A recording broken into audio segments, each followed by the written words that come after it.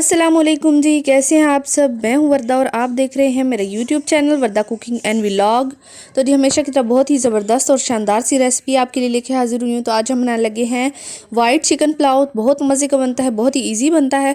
तो जी वीडियो को full watch करना है, कहीं से भी आपने वीडियो को स्किप नहीं करना। तो जी सबसे पहले मैं यहाँ पर मैंने कढ़ाई में ले लिया है ऑयल। ऑयल में मैंने डाल दी हैं 1 कप मैंने ऑयल लिया है। इसके अंदर मैंने 2 मीडियम साइज़ के प्याज डाल दिए। मैं आधा किलो जो है चावल बनाने लगी हूँ। आपने जिस हिसाब से बनाने हैं उतना आप ऑयल ले लें।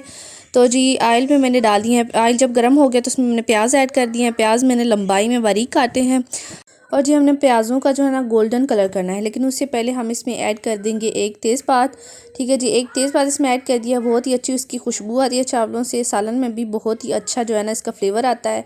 ठीक है जी, ये इसमें ऐड कर दिया। इसके बाद हमने इसमें ऐड कर देना है इसको थोड़ी देर तक ना फ्राई करके जब इस तरह से गोल्डन हो जाए तो इसमें हम ऐड कर देंगे अदरक लहसुन का पेस्ट। यहाँ पे 1 चम्मच भर के इसमें अदरक लहसुन का पेस्ट शामिल कर दिया है। अब इसको अच्छी तरह से हमने 2 से 3 मिनट के लिए पकाना है, क्योंकि अदरक लहसुन की जो है ना स्मेल वो ख़त्म हो जाए। लहसुन की ख़ास तौर पे स्मेल होती है तो वो ख़त्म हो जाए। 1 से 2 मिनट के लिए हमने जो है अदरक लहसुन पेस्ट को भी भून लिया है। और आप देख सकते हैं कि प्याज़ों का कलर इस तरह से गोल्डन हो चुका है।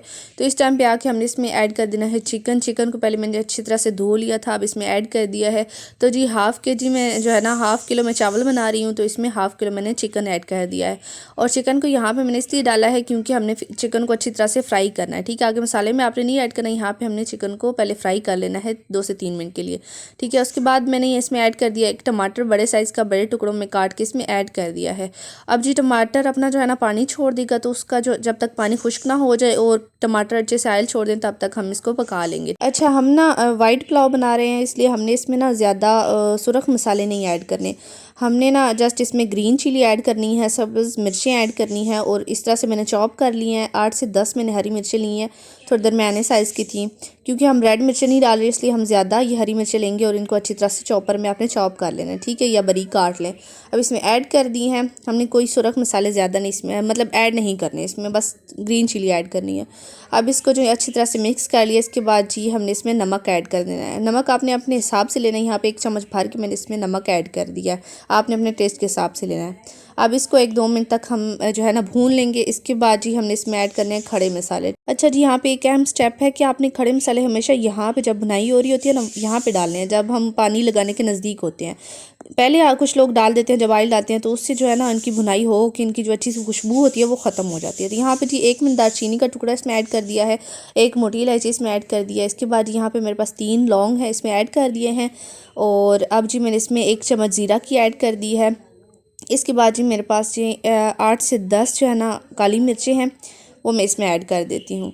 तो आपने हमेशा इस टाइम पे जब इसकी भुनाई हो रही होती है और हम जब पानी लगाने लगे होते हैं तब ये खड़े मसाले इसमें ऐड किया करें, ताकि जो सारी खुशबू है ना वो इसमें अच्छी तरह से आ सके इन खड़े मसालों की। ठीक है, अब इसको 2 से 3 मिनट के लिए हम थोड़ी देर तक भून लेते हैं, मतलब 2 से 3, ज़्यादा नहीं।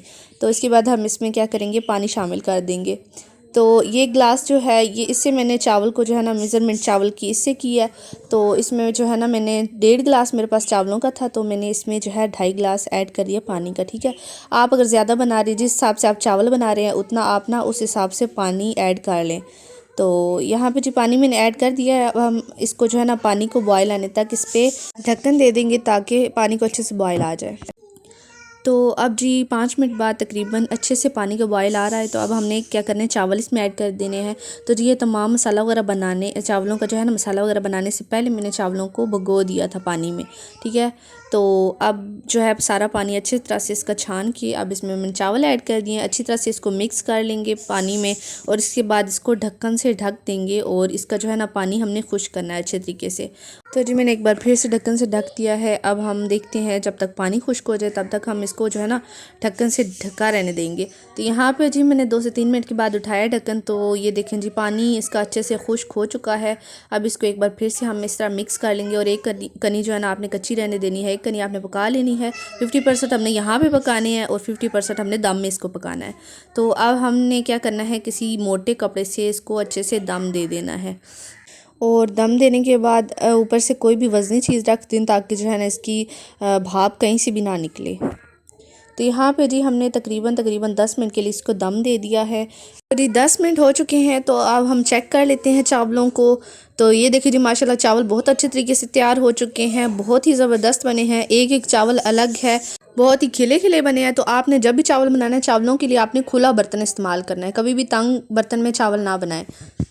और खाने में भी ये कमाल के होंगे। तो आपने इस रेसिपी को ज़रूर ट्राई करना है। और अगर आपको वीडियो अच्छी लगे तो वीडियो को लाइक शेयर कमेंट ज़रूर करें। चैनल को सब्सक्राइब करना मत भूलेगा।